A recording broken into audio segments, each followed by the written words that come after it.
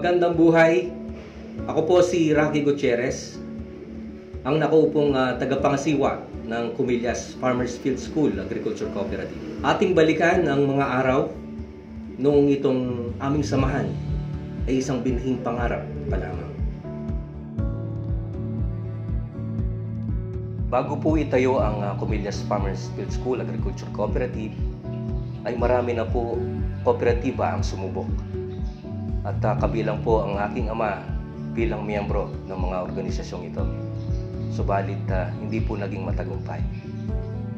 Noong kami nagsisimula pa lamang ang mga pagsubok po na aming naranasan, ay wala po kaming permanenteng masasabing opisina.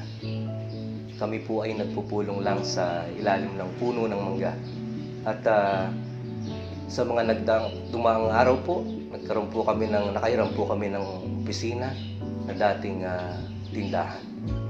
At ang pangalawa po isang abandonadong bahay. At ito po pangatlo, nahiram po namin ang lumang barangay hall ng Barangay Comillas. Binuo po ang aming kooperatiba ng ilang miyembro lamang, na kung saan ang ilan dito ay mga senior citizen.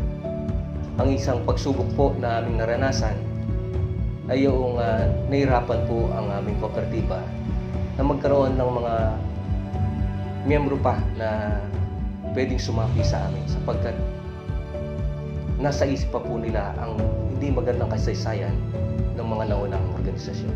Sa kabila po ng pagsubok na naranasan po ng aming kooperatiba, nahirapan po kami maghanap ng miyembro na magiging kasapi. Ay nagpatuloy po ang aming kooperatiba na magsikap upang maabot po namin kung saan po kami ngayon. Kami po ay nagpa-participate sa mga events po ng probinsya, gaya ng Tanlahi Festival, at ang cooperative man po ay aming binibigyan po ng oras. Sa katunayan po, ang aming pong kooperatiba ay napangaralan ng Gawad Parangal noong 2019, at kami po ay isa sa mga grand winner. Dahil po ang aming kooperatiba ay isang sa larangan po ng agrikultura, kami po ay patuloy na humingi ng tulong sa gobyerno, sa mga ahensya ng gobyerno, gaya po ng Department of Agriculture at gayon din po ang Department of Agrarian Reform. Kami po ay nakakuha ng mga kagamitan na kung saan ay malaking tulong po na nagagamit namin sa aming pagsasaka. Meron pong mga tractors, mechanical rice transplanter, at sa huli po ay meron po kami post-harvest facility na 2 mechanical dryer.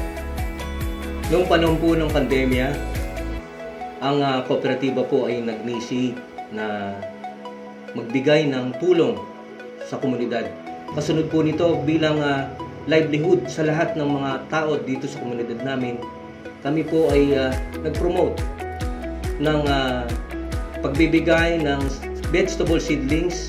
Sinunod po namin ang isang contest para dito, na kung saan ay nakita namin ang pagbibigay po ng oras ng aming mga kababaryo para palaguin ang kanilang mga gulayan sa bakuran.